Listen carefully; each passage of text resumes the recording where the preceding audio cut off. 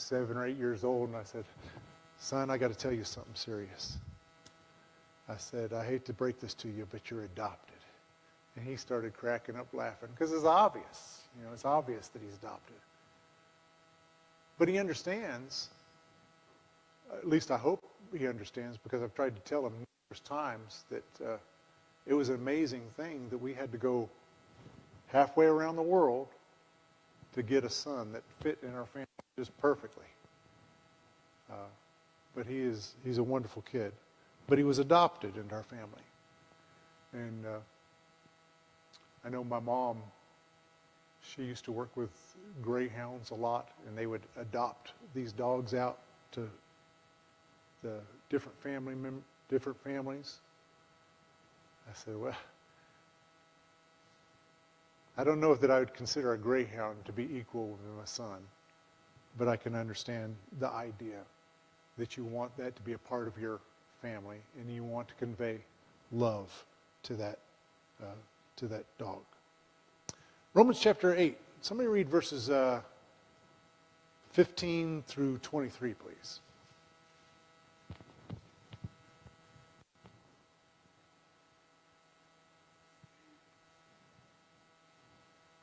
Go ahead.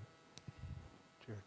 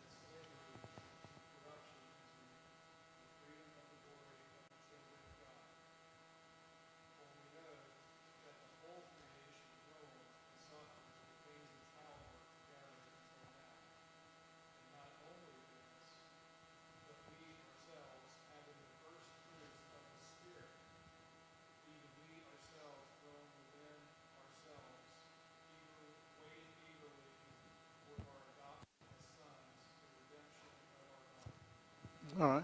There's a lot to unpack there. But what does the adoption allow us to do?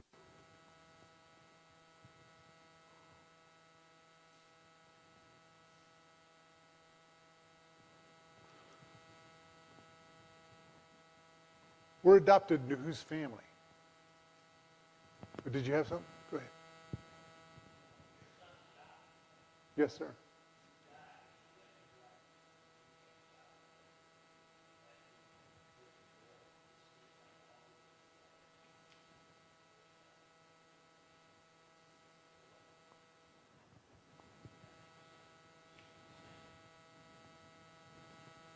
Yeah, I mean, you're exactly right. I mean, it says right there in verse 17, we're children and we're heirs.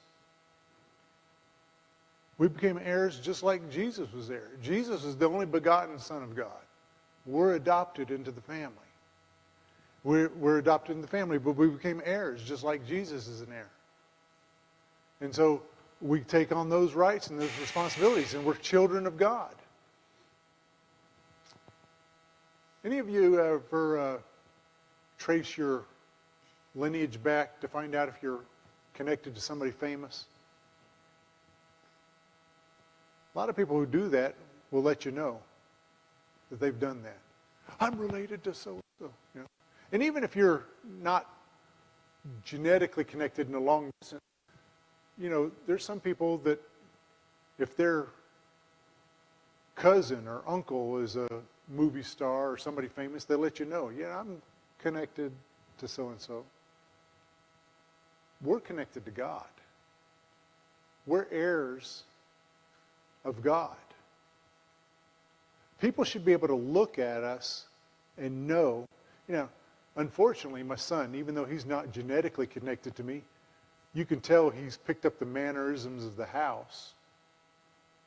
Every now and again, I'll see myself do something, and I say, well, I'm just like my dad. I act out the mannerisms of my dad. I don't know if that's genetics or if that's just because I was raised in his household. But when we're raised in the family of God, when we're raised in God's house, we should be able to pick up some of those mannerisms. We should be able to act like Christians.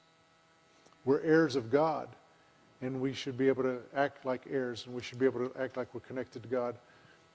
But verse 23, not only that, but we also have the first fruits of the Spirit. Even we ourselves, grown within ourselves, eagerly waiting the adoption, the redemption of our body.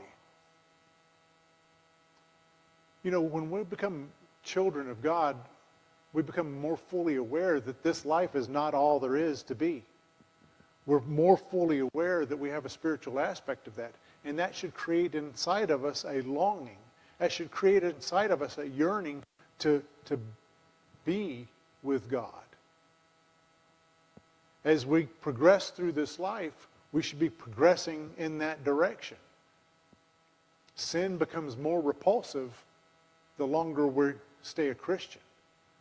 What this world has to offer becomes less attractive when we think about the redemption that's available to us as Christians, the adoption that is awaiting to us, the full adoption that is awaiting for us when we become Christians and go to heaven. Galatians chapter 4. Yes, sir.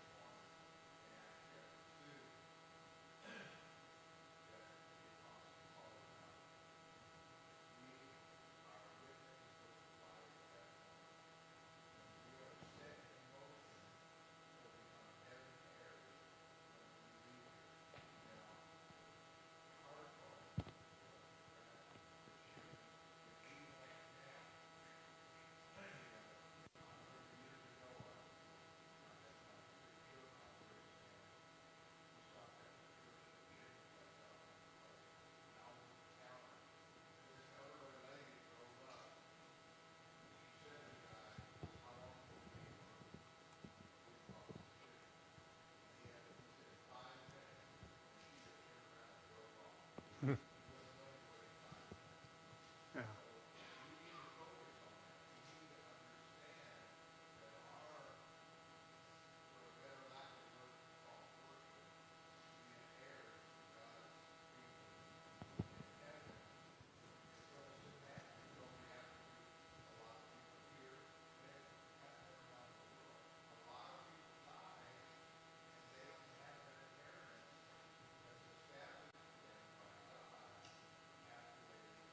Yeah.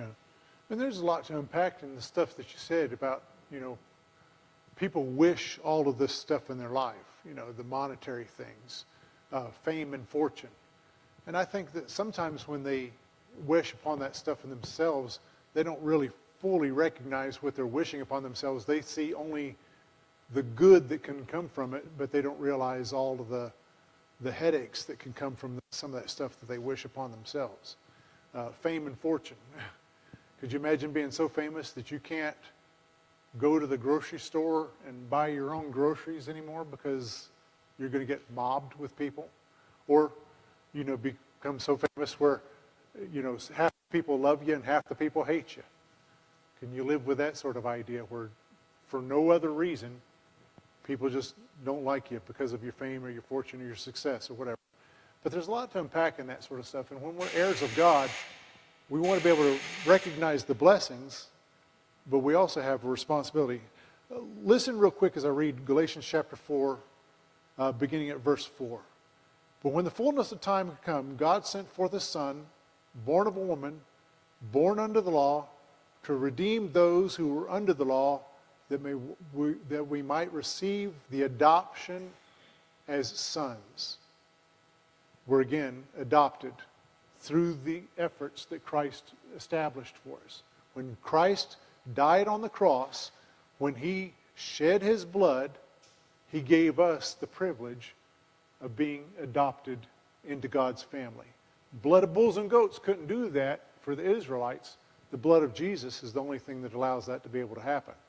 And so we're going to be able to look at that, and we're going to get into the idea of being born into the family as well. There's going to be some verses that convey that idea. But I want you to think about this idea about saved versus unsaved. How do you get from the unsaved to the saved category? Not everybody agrees on that. We want to be able to talk about that a little bit further as well. Thank you.